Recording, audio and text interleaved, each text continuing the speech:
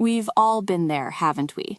That surge of inspiration, the brilliant new idea, the ambitious project you just know will change everything. You start with enthusiasm, sketching out plans, perhaps even diving in head first. But then, somewhere along the line, the initial spark dims. The project stalls, collects dust, and eventually becomes another item on the ever-growing list of things I started but never finished. It's a common human experience, this struggle to complete what we begin. From learning a new language to writing a book, renovating a room, or even sticking to a new fitness routine, the path from initiation to completion is often fraught with unexpected challenges.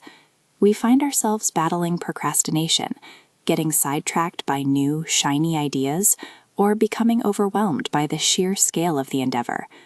But what if there was a clearer, more practical path through this muddy middle, a way to not just start, but truly finish?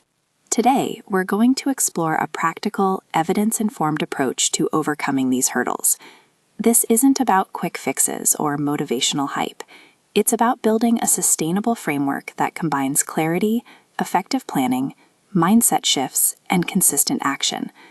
We'll break down the process into actionable steps, moving beyond the fleeting nature of motivation to cultivate the discipline and grit needed to see your commitments through to completion. The journey to finishing what you start begins with a fundamental understanding of your goal. Fuzzy goals lead to fuzzy outcomes. This means moving beyond vague aspirations like, I want to be healthier, or I want to write a book. Instead, embrace goal setting and clarity. Define your goal with precision. What exactly are you trying to achieve? By when? What does done look like? For example, instead of I want to write a book, try I will write the first draft of a 50,000-word novel by December 31st, dedicating 2 hours every weekday morning. This specificity immediately reduces pressure and illuminates the path forward. Break this larger goal down into smaller, more digestible steps. What are the key milestones? If it's a book, perhaps it's outlining, then chapter by chapter. If it's a fitness goal, it could be specific workout routines and nutritional targets. Once your goal is clear, the next critical step is planning and organization. Our brains are easily overwhelmed by large, amorphous tasks. The key here is to break down these formidable tasks into manageable chunks. Think of it like eating an elephant, one bite at a time. Each bite should be small enough to feel achievable, perhaps taking no more than 30 to 60 minutes. Next, schedule dedicated work time. Treat these appointments with yourself like important meetings you wouldn't cancel.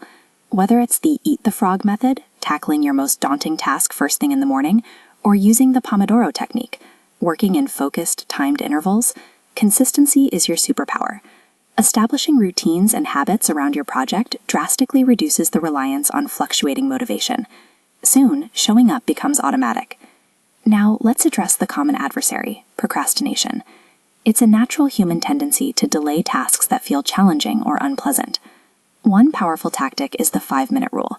Commit to just 5 minutes of work on the dreaded task. Often, once you start, the momentum carries you further. Another strategy is to eliminate decision fatigue. When you plan your tasks the night before, you wake up knowing exactly what to do, bypassing the mental energy drain of deciding. And of course, minimize distractions. Turn off notifications, close unnecessary tabs, and create a focused environment. Another insidious barrier is perfectionism. While a desire for quality is admirable, the pursuit of flawlessness can paralyze progress. John Acuff, an expert on finishing, often says, "Don't let perfection be the enemy of done." The goal, especially in initial stages, is completion, not perfection. Embrace the idea of plowing through the first draft, knowing you can refine and polish later. A finished, imperfect project is always more valuable than an unfinished, theoretically perfect one. Perhaps the most challenging phase is managing setbacks and the muddy middle. This is the point in a project where the novelty has worn off, the initial excitement has faded, and the finish line still seems impossibly far away. This is where many projects die. Anticipate these dips in enthusiasm. Understand that it's normal to feel demotivated. This is where true grit, Angela Duckworth's concept of passion and perseverance for long-term goals, comes into play. Connect with your why. Remind yourself of the purpose behind your project, the intrinsic motivation that first sparked your interest. Celebrate small wins along the way. Acknowledging progress, no matter how minor, provides fuel for the journey. And when setbacks occur, learn from them, adjust your approach, and keep moving forward. Finally, let's talk about mindset and support. Cultivating a positive, resilient mindset is crucial. Believe in your ability to finish. Moreover, don't go it alone. Seek accountability.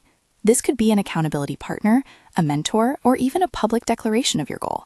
Regular progress tracking allows you to see how far you've come and make necessary adjustments.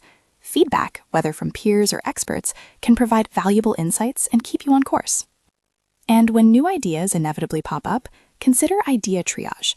Not every idea needs to be acted upon immediately, or at all. Learn to drop, discard ideas that aren't viable, defer, postpone good ideas for a more appropriate time, or do, commit to the truly important projects. This selective commitment ensures your energy is focused on what truly matters.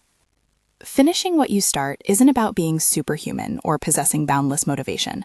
It's about understanding the practical mechanics of progress.